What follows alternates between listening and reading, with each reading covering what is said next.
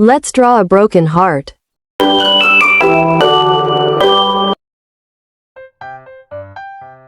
First, draw a half circle on the right side.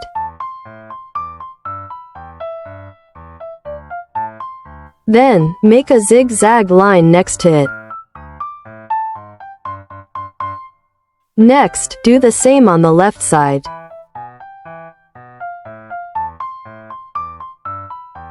After that, add some small cracks on the edge of the heart.